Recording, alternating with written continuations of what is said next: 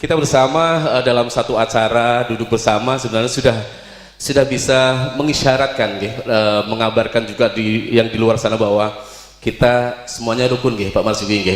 Nah, tapi kagum biar rada dialognya malah ini kita pura-pura tanya seperti itu. Biar kelihatan, biar tambah akrab seperti itu. Tema kita malam hari adalah wawasan kebangsaan untuk berkokoh persatuan dan kesatuan. Di Islam, di Kristen, di Konghucu maupun di Katolik pastinya juga ada wawasan kebangsaan yang diajarkan kepada umatnya seperti itu.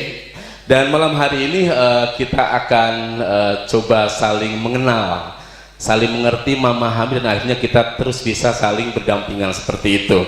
Nah, yang pertama adalah kita ke Bapak Marzuki dulu. Bapak Marzuki, ya, Bapak Kiai Haji Ahmad Marzuki selaku Ketua FKUB Kota Pekalongan.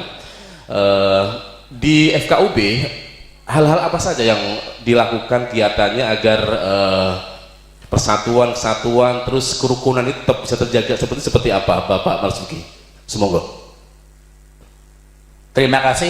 Sebelum saya menyampaikan, saya minta teman-teman FKUB, salam rukun, rukun selalu, salam damai, damai selamanya. Itu salam khusus FKUB Kota Pekalongan. Salam rukun, salam damai. Berbicara soal kerukunan, saya akan flashback dulu tahun 1998 ketika Pekalongan masih bersumbu pendek.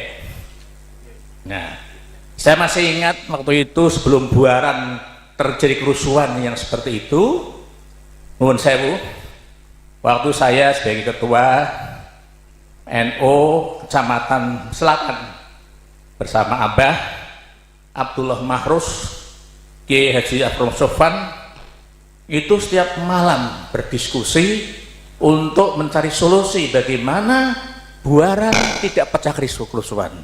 Saya masih ingat itu. Dan pada rapat terakhir saya masih ingat di rumah siapa, Abah itu kupluknya cilok kok, geger. Saya masih ingat itu. Dan ternyata betul, beberapa kemudian terjadi kerusuhan massa di daerah saya selatan sana. Nah, kemudian jalan, saya sebagai orang bawah merasakan betul betapa porak-porandanya, terutama sesama muslim, apalagi dengan yang non muslim, morak-marik. Saya melihat peran Habib yang luar biasa. Beliau dengan mengadakan Maulid Rasul, selawatan di mana-mana tanpa melihat status apapun, beranjak. Tadinya antara kiai dan kiai Pendelengan, terutama di daerah selatan ya, itu ternyata saya rasakan betul itu. Saya rasakan lama-lama media Maulidan ini luar biasa, bisa menyatukan. Bahkan saya pernah membuat puisi tentang Habib ini sebagai Surya di Timur, memberikan keademan. Singkatnya kemudian tahun 2006 Habib mendirikan panutan paguyuban lintas iman yang berisi seluruh agama yang ada di Kota Pekalongan. Lantas kemudian dilalah ketuanya Pak Zurgoni meninggal tahun 2006, 2007 kebetulan pas seluruh Indonesia dibentuk forum kerukunan umat beragama. Lah di Pekalongan kota ini komplit, ada 6 agama. Ada Islam itu ada dari Muhammadiyah, dari NU, Refaiyah, Irsyadiyah, LDI. Yang non itu ada Protestan, Katolik, Hindu, Buddha, Konghucu, semua terwadahi. Dan luar biasa dalam jangka sekarang ini kita sudah betul-betul rukun dengan salam tadi itu. Rukun, bahkan saya mendapat kecepretan barokahnya Habib ini, ya kalau tiap bodoh itu teman-teman yang non medal sini, mesti yang ketiga tempat saya. Luar biasa. Dan sekarang kami umat yang berbeda-beda ini setiap saat orang ketemu seminggu itu kangen. Ya? Iya betul kangennya. Singkatnya saja, kemudian kemarin saya sudah menciptakan lagu kerukunan, dan terakhir saya menulis buku 222 halaman yang isinya sejarah Pekalongan dari 2007 sampai 2019 yang berjudul Di Balik Sumbu Pendek. Di Balik Sumbu Pendek. Di Sumbu Pendek. Disitulah akan kita lihat peran Habib dan siamanya, dan ke depan saya ingin menulis tokoh-tokoh kerukunan agama di Kota Pekalongan dan tempat-tempat ibadah di Kota Pekalongan. Ya salah masjid, ya vihara, ya pura, itulah. Kira-kira itu sementara. Terima kasih. Mantan nuwun, tepuk tangan yang meriah buat Bapak Kiai Haji Ahmad Marzuki untuk semangatnya, dan kita doakan semoga buku yang kedua segera terus beri kesehatan, kemudahan, kelancaran, akhirnya buku yang kedua bisa dirilis ya Pak ya. Amin. Terus buku yang pertama cara mendapatkannya bagaimana Pak Marzuki? Bisa, nanti berikan alamat pada saya. Nah, saya kirim. Itu pakai biaya ongkir apa enggak Pak? Itu gampang diatur itu. Paling harinya murah. Mantan nuwun, saya penasaran, coba kawan-kawan nanti bisa ikut membacanya ya Pak ya. Berikutnya kita mau ke Pak Pasrum. Pak Pasrum, wawasan kebangsaan di Muhammadiyah boleh dong dikasih lihat ke kita seperti apa Pak Pasrum? Ya. Terima kasih. Assalamualaikum warahmatullahi wabarakatuh. Waalaikumsalam. Bismillah, alhamdulillah, asyhadu an la ilaha illallah wahdahu la syarika lah wa asyhadu anna Muhammadan abduhu wa rasuluhu la nabiyya ba'dah. Selamat malam Bapak dan saudara sekalian, para sesepuh bini sepuh, agama yang ada di Pekalongan, Kota Pekalongan ini. Alhamdulillah sangat berbahagia Mas, kami diundang di sini. Saya hadir karena wujud dalam bentuk rasa kebangsaan dan nasionalisme kita, apalagi di hari kesaktian Pancasila. Berbicara persatuan dan kesatuan, saya kira kita berbicara flashback pada masa lampau, bahwasanya Muhammadiyah itu termasuk salah satu pendiri bangsa. Di samping ada saudara kita yang lain, ada NU, Al-Irsyad dan sebagainya, termasuk tokoh-tokoh nasional. Dan jauh sebelum ada negeri ini merdeka pun kita sudah berkontribusi besar terhadap negara ini, dan cita-citanya adalah mewujudkan suatu masyarakat yang berkeadilan dan berkemakmuran dalam bikin negara. Kita sekarang ini negara Pancasila yang berbineka tunggal ika. Kalau berbicara bagaimana Muhammadiyah pada posisi ini, saya kira Bapak Ibu bisa melihat Muhammadiyah yang ada di timur, paling mudah kan gampang, di daerah Kupang. Di Papua Barat, kita berkontribusi untuk mendirikan berbagai amal usaha. Salah satunya adalah lembaga-lembaga pendidikan. 90% itu para santrinya, muridnya, itu adalah warga non-Islam, bukan hanya non-Muhammadiyah, non-Islam. Bahkan guru-gurunya juga non-Muslim. Jadi, tetapi bisa menjadi sekolah yang dicintai oleh para warga masyarakat yang ada di Nusa Tenggara Timur, di Papua, yang di daerah yang minoritas Muslim. Bahkan di Papua Barat itu banyak bupati itu yang alumni dari SMA Muhammadiyah. Dan karena itulah kontribusi kita, bahwasanya Muhammadiyah itu tidak hanya berpikir untuk inklusif sendiri, enggak. Muhammadiyah tidak berpikir eksklusif, tapi bisa berpikir secara luas. Dan karena itulah khusus di Kota Pekalongan kami bersinergi dengan FKUB. Pak Kiai Marzuki ini sangat luar biasa memberikan suatu kebersamaan kita. Demikian juga di Muhammadiyah, saya kira mulai dari sekolah-sekolah, lembaga kesehatan, lembaga ekonomi, semuanya itu tidak hanya untuk Muhammadiyah. Di SMA itu 80% itu bukan anak-anak Muhammadiyah. Kita tidak memberikan suatu diskriminasi, semuanya kita berikan, dan kita tidak pernah memaksakan apapun. Kita memberikan pendidikan. Lembaga ekonomi juga begitu, lembaga kesehatan pun kita, karena di Muhammadiyah di Kota Pekalongan sekitarnya itu kan minoritas, tetapi kita bersama dan kita membantu untuk kebersamaan bangsa ini.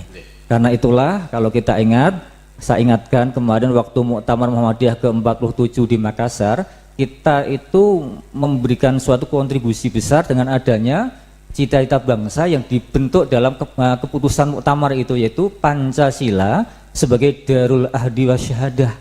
Jadi negara Pancasila bagi Muhammadiyah itu suatu yang final, nggak bisa diubah lagi. Bahkan sebagai Darul Ahdi, suatu perjanjian luhur bangsa ini, wa Syahadah. Jadi kami sampaikan jangan sampai kemudian ada penilaian yang kalau ada 1-2 orang itu wajar, hal-hal itu di mana saja kan ada ya, ada. Tapi secara formal, secara global, secara keseluruhan, insya Allah Muhammadiyah bersama-sama dalam mewujudkan cita-cita bangsa ini menuju suatu tatanan masyarakat yang adil makmur ini. Saya kira itu sebagai pembukaan. Terima kasih. Salah satu contoh yang bukan Muhammadiyah tapi sekolah Muhammadiyah lah saya keluarga NU sekolah di SMA Muhammadiyah dan sekarang saya Muhammad NU jadinya Muhammad Dinu ya.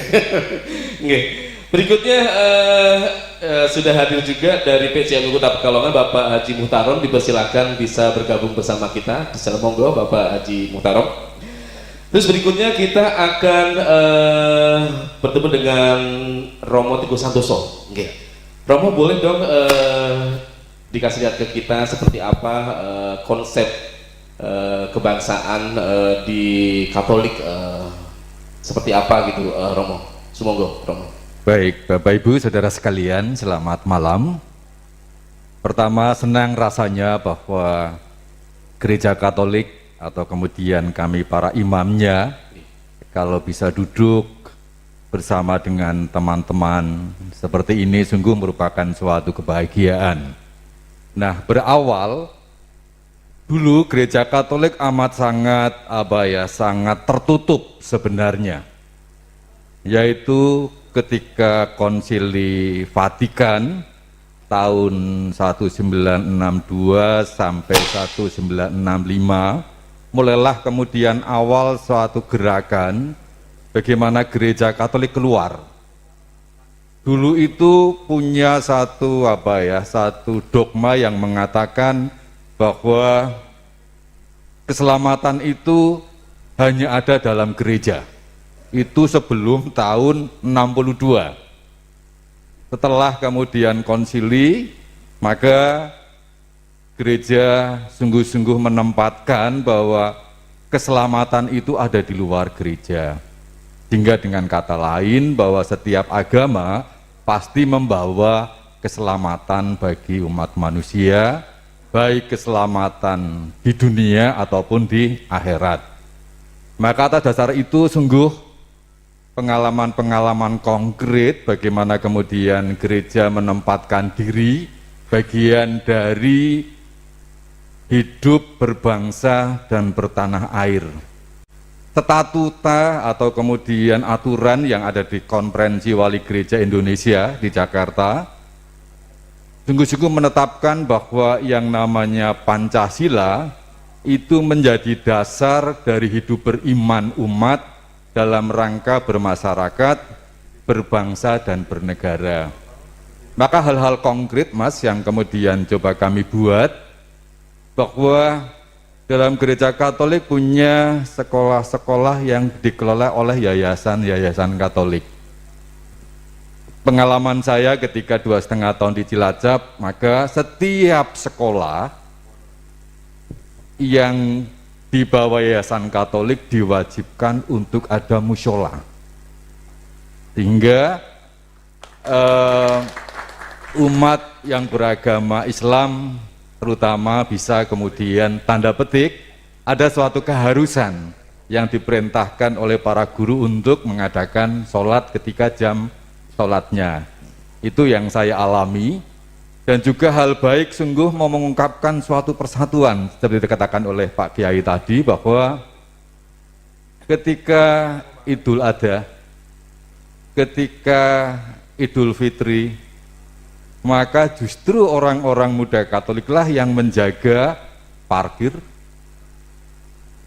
kemudian ikut mempersiapkan karena itu misalnya adalah di alun-alun, kemudian menyediakan koran-koran bagi mereka, sehingga sungguh terlihat suatu kebersamaan bahwa ya gereja bagian dari masyarakat yang memang harus hidup di tengah-tengah masyarakat. Demikian juga ketika gereja mengadakan perayaan besar Natal, Paskah, sungguh amat sangat terlihat sekali bagaimana teman-teman Islam itu membuat kami ketika merayakan Ekaristi menjadi nyaman. enak dan amat sangat menyenangkan. Ini pengalaman konkret bagaimana satu keberagaman dari perbedaan tetapi sungguh-sungguh mau mengungkapkan suatu persatuan yang nyata sekali. Uskup saya adalah Monsinyur Kristo.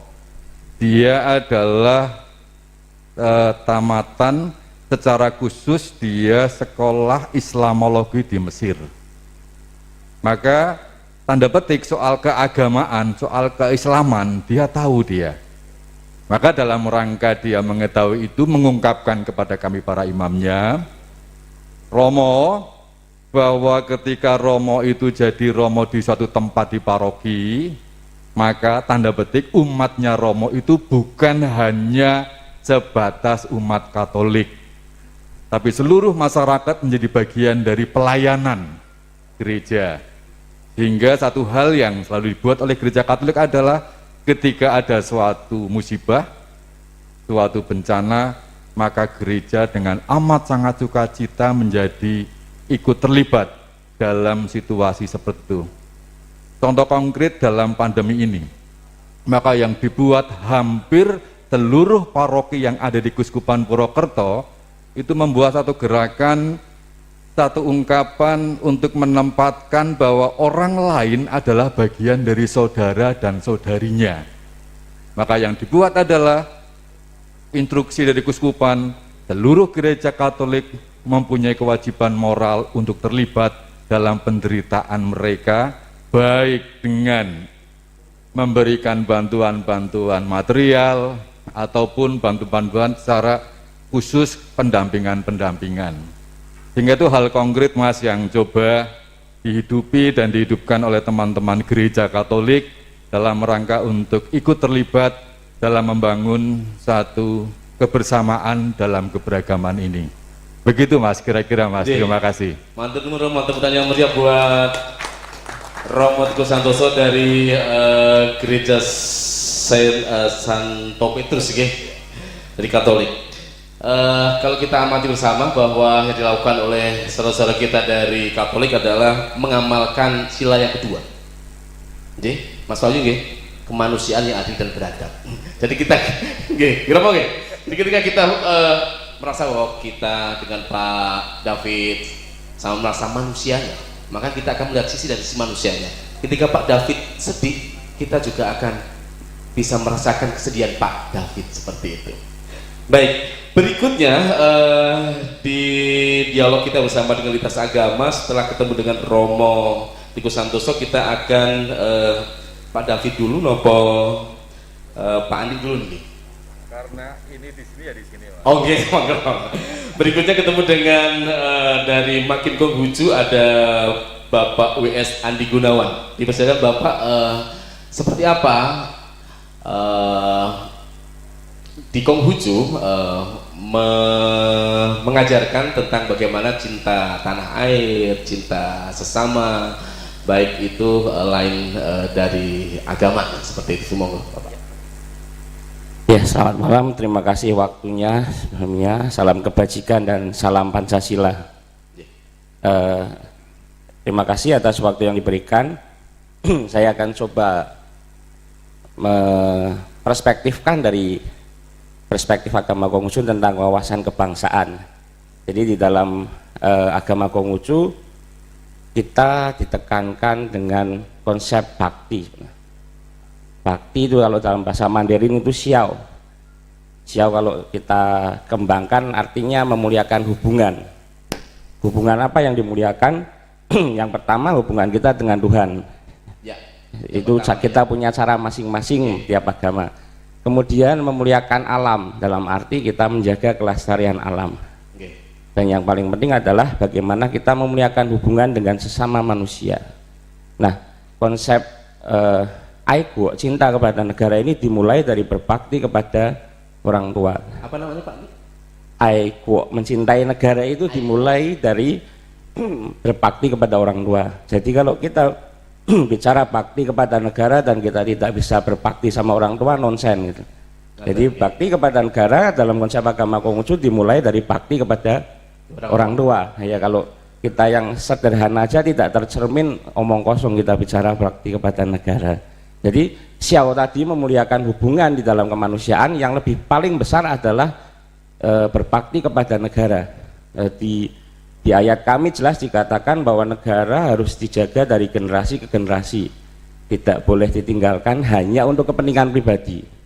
Bersiaplah memati tapi jangan pergi. Jadi konsep cinta negara ini dipertegas sekali di dalam ayat kami, di kitab kami, bahwa negara tidak boleh ditinggalkan.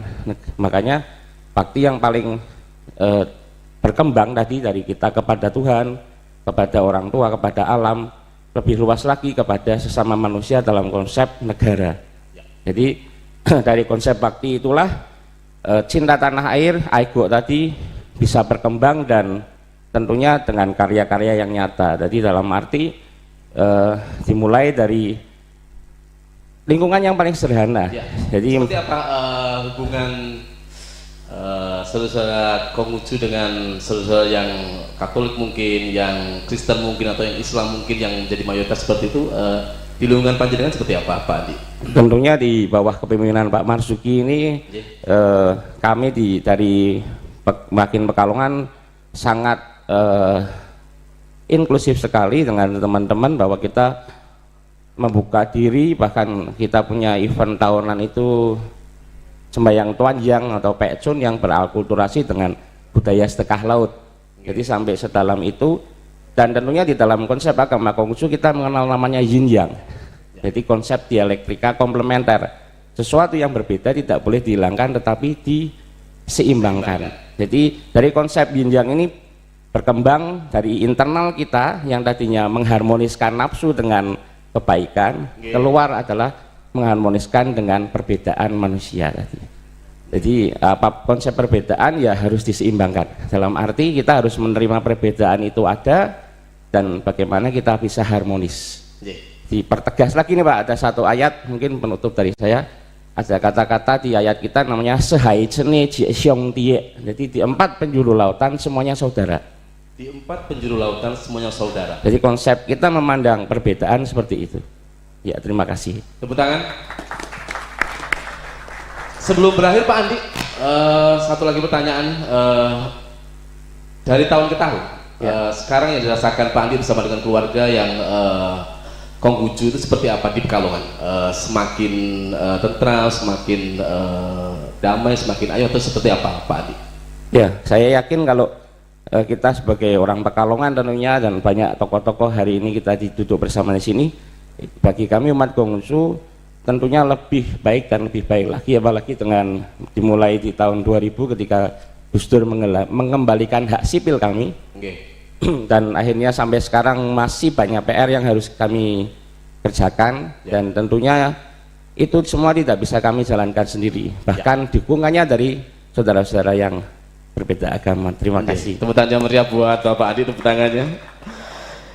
Baru saja kita dengar bersama penjelasan dari konsep wawasan kebangsaan dari agama Konghucu, bahwa di 4 penjuru lautan semua saudara, seperti itu ya Pak Andi ya.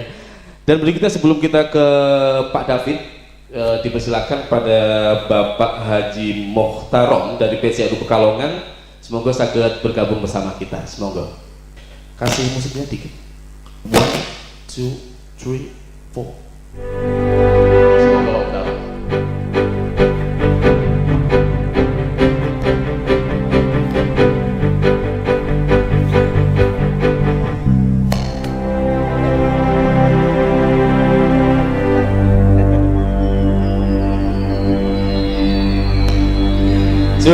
Assalamualaikum Pak Haji Muhtarom. Baru saja kita sudah ketemu dengan Bapak Marzuki, Bapak Pasrum dari Muhammadiyah, Bapak Romo Teguh Santoso dari Katolik, terus lagi juga Bapak Andi dari Konghucu. Kita belum ketemu dengan Pak David dari Kristen Pak ya. Dan kata Pak David dari NU dulu. Tepuk tangan dulu buat Pak David, tepuk tangannya. Langsung ditanya boleh ya Pak Haji ya? Kalau di NU sendiri, Pak David, boleh dikabarkan ke semua elemen bangsa, semua masyarakat Indonesia, khususnya Pekalongan atau semua saja yang sedang menonton live streaming kita, seperti apa konsep-konsep kebangsaan yang diajarkan oleh NU, terus lagi hal-hal real apa saja yang dilakukan dari dulu berjalan sampai sekarang, seperti apa Pak Haji Muhtarom? Semoga. Terima kasih. Assalamualaikum warahmatullahi wabarakatuh. Assalamualaikum. Bapak-bapak narasumber yang saya hormati, juga hadirin hadirat yang berbahagia. Konsep kebangsaan menurut Nahdlatul Ulama sebenarnya ini sudah dilakukan sejak sebelum Nahdlatul Ulama itu sendiri di badan hukumkan. Jadi secara hakikatnya NU itu sudah lama sekali ya, kalau dari sisi substansinya bahkan sudah ada sejak masa Rasulullah ya. Kemudian di badan hukumkan kan baru tahun 1926. Sebelum itu tokoh-tokoh pesantren yang kemudian mendirikan Nahdlatul Ulama itu membuat gerakan-gerakan untuk mengupayakan memerdekakan bangsa ini dari penjajah. Proses itu terus berjalan sampai kemudian mengantarkan kepada kemerdekaan bangsa dan sampai kemudian proklamasi kemerdekaan Republik Indonesia.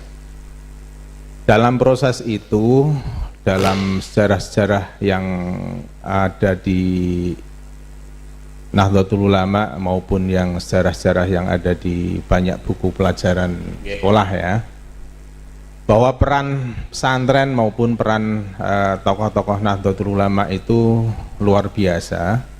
Namun demikian NU sangat sadar bahwa bangsa ini terdiri dari banyak sekali ragam suku maupun agama, sehingga kemudian para kiai memberikan kepercayaan kepada beberapa komponen bangsa untuk berbagi peran ya. Ini terbukti ketika kemudian BPUPKI, PPKI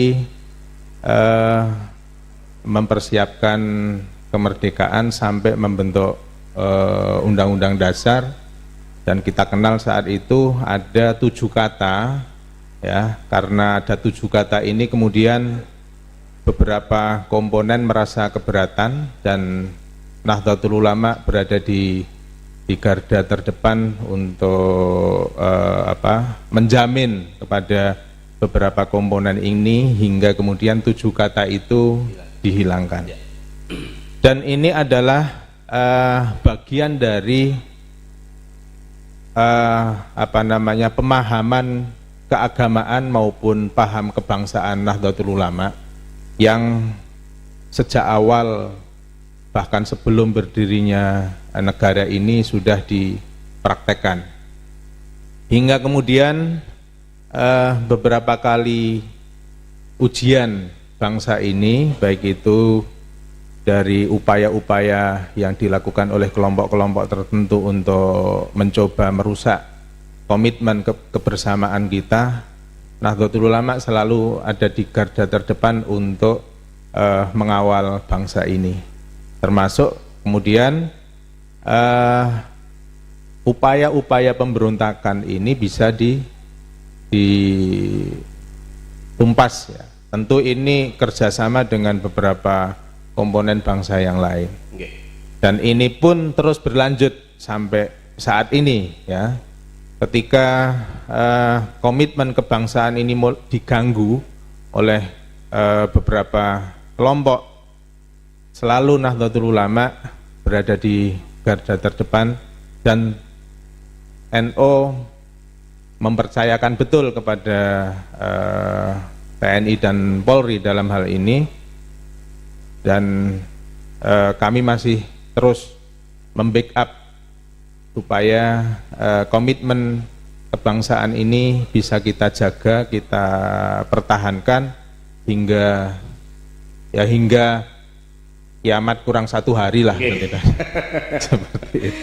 Kalau di Pak Mutarom, kalau yang sejak kapan, mulai kapan Pak Banser itu ada di gereja, ketika gereja ada Natal dan sebagainya, itu mulai kapan Pak Mutarom? Ini sebenarnya secara formal itu nampak ya kan, Ya. nampak itu masa Gus Dur menjadi ketua PBNU. Ya, ini sebenarnya bukan yang pertama karena ini juga mengambil pelajaran dan mengambil apa yang diperintahkan oleh Rasulullah ketika saat itu beliau berhubungan baik juga dengan umat Nasrani di Habasyah ya. Kemudian di Madinah. kalau sekarang ya Mesir ya. Jadi bahkan beliau sangat marah ketika ada rumah-rumah ibadah dari saudara-saudara yang beragama lain itu dirusak. Sehingga Banser dalam hal ini sebenarnya menjalankan Semangat. bahwa menggadaikan keimanannya. Ya bukan ya, kita sangat menghormati kepercayaan dan keyakinan dari sahabat-sahabat dan teman-teman dari komponen-komponen yang lain seperti itu. Saya kira ini poinnya. Mantap teman Pak Mutarom, tepuk tangan buat Pak Mutarom, tepuk tangannya. Baru saja kita sudah ketemu dengan Bapak Haji Mutarom dari PCNU Kota Pekalongan. Berikutnya kita akan ketemu dengan Pak David. Ya, Pak David, boleh dikabarkan ke kita bagaimana konsep-konsep kebangsaan Kristen, kebangsaan dari agama Kristen dengan model yang milenial, Pak David. Yang sekarang Pak David. Ya, terima kasih. Ini mungkin ada agak salah arah Pak ya. Saya bukan pendeta David loh Pak. Di situ pendeta David tulisannya ya. Sebentar, oke. Nah, jadi saya justru di sini panitia, tapi sama teman-teman dikatakan mewakili Kristen karena Kristen pada hari ini nggak ada yang hadir. Pak Pendeta Joshua juga nggak hadir. Pembicara awalnya diserahkan kepada Pendeta Lukas, itu justru di mana pendeta di mana saya beribadah. Tapi tadi sore beliau WA saya, tolong sampaikan ke panitia karena besok saya ada renungan pagi. Dia membawakan khotbah pagi 6:30, jadi mohon izin. Pikir saya ada pendeta lain yang mewakili. Ternyata Pak Yosua juga tidak hadir dan pendeta David pun juga nggak hadir. Ini namanya kembar dengan saya, ini makanya saya dipanggil 2 kali nggak naik, disuruh naik sama itu. Oh gitu. Berarti rezeki Pak David. Iya, amin, rezeki Pak ya. Ini berdasarkan dari apa yang saya lakukan aja Pak ya selama saya ada di Kota Pekalongan dan bergabung bersama teman-teman lintas agama dan juga ada termasuk di dalam FKUB. Karena kalau bicara terlalu jauh, saya belum mempunyai basic pendidikan dari teologi ya, jadi nanti saya takutnya salah kalau bicara ke situ. Nah, kami dari Kristen memang menekankan mulai dari belakang-belakang ini, beberapa tahun belakangan ini setelah kami terlibat dalam FKUB, itu bagaimana kami bisa masuk ke masyarakat, bisa membuka diri seperti yang dikatakan oleh Romo. Kita mulai membuka diri bagaimana. Kalau dulu kami kan terkesan tertutup Pak, karena ketakutan yang kami hadapi waktu itu. Tapi setelah pengalaman ke belakang ini, ternyata tidak semua seperti apa yang kami bayangkan. Jadi memang ada beberapa agama di Indonesia ini, ada 6 agama tetapi kan manusianya ada ratusan juta, Pak. Nggih, leres. Nah, jadi Dan beda-beda karakter. nah itulah beda-beda karakter, tapi kadang-kadang karena ada satu orang yang memicu, akhirnya yang kita diskreditkan adalah agamanya. Nah, berkaitan dengan kegiatan-kegiatan yang ada di Pekalongan dari FKUB dan teman-teman semuanya lintas agama, di mana kebetulan saya juga terlibat aktif di situ. Untuk di lintas agama ini sudah hampir tiap tahun saya juga masuk terlibat, kemudian FKUB dan kebetulan di agama yang lain di Konghucu ya, yang Pekcun ya. Pekcun itu saya malah pernah jadi ketua panitianya, Pak. Subhanallah. Jadi Makin atau Konghucu yang mempunyai kerja, tapi ketua panitianya orang Kristen. Nah, jadi disitulah kita mulai merasa bisa saling merasakan bahwa kita ini tuh saudara. Jadi ya kita bisa bersatu dan kita bisa mulai mensinkronkan. Jadi bukan jangan sampai kita ini hidup bernegara, berbangsa, tapi kita dipecah dengan sekat-sekat yang namanya agama. Jadi melalui kegiatan-kegiatan ini kami dari Kristen juga bersyukur kami dilibatkan, bahkan dari kami ada satu persatuan gereja, karena gereja di Kota Pekalongan itu ada 17 gereja Kristen, Pak Masuki ya. Satu Katolik, jadi 18 gereja ya, 17 Kristen Protestan, satu gereja Katolik. Kami tergabung dalam satu wadah yang namanya Badan Kerjasama Gereja-Gereja se-Kota Pekalongan.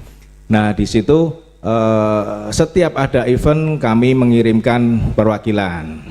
Dan jika ada seperti kayak kemarin ada seperti masalah pandemi atau mungkin yang sering jadi langganan